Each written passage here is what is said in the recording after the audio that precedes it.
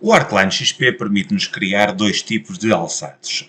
Um com base em desenho vetorial, outro com base em desenho raster. Qual é a diferença entre cada um deles? O raster é um desenho mais imediato e normalmente pode incluir texturas dos próprios materiais que ajudam a caracterizar melhor a fachada de um edifício. No entanto, não podem ter o mesmo tratamento que têm as fachadas feitas com desenho vetorial, porque não aparecem exatamente os mesmos menus, apesar de, em algumas coisas, eles serem bastante parecidos.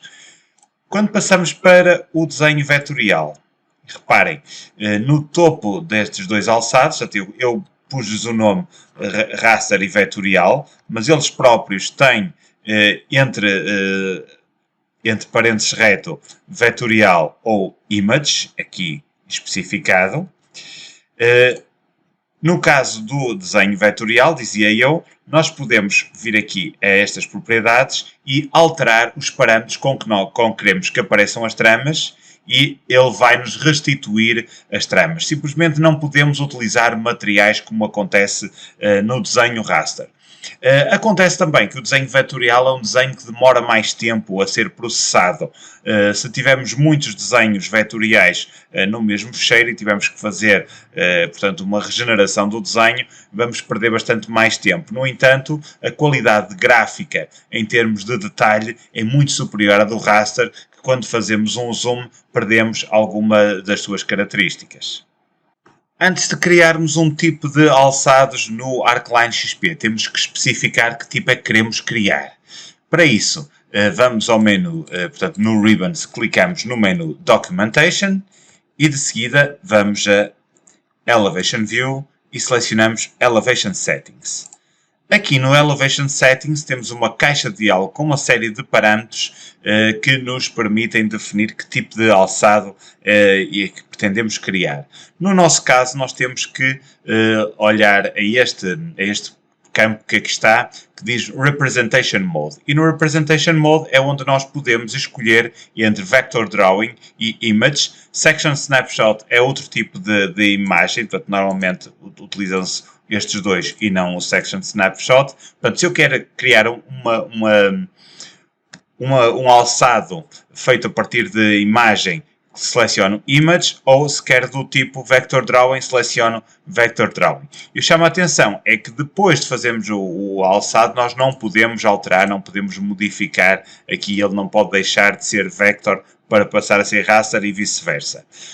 Outra coisa que devemos ter em atenção é a forma como queremos que o nosso modelo seja representado, que é controlado por esta pequena caixinha, que se nós clicarmos aqui, temos, no caso do desenho vetorial, menos opções. Portanto, temos a opção Wireframe, temos a opção Hide and Line, que nos retira as linhas em segundo plano, temos colorido, em que ele vai buscar o tom de cada um dos materiais,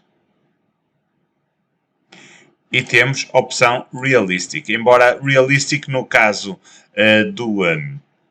do vetorial, corresponde a criarmos alçados com uma cor de fundo e com uma trama de preenchimento que é característica de cada um dos materiais.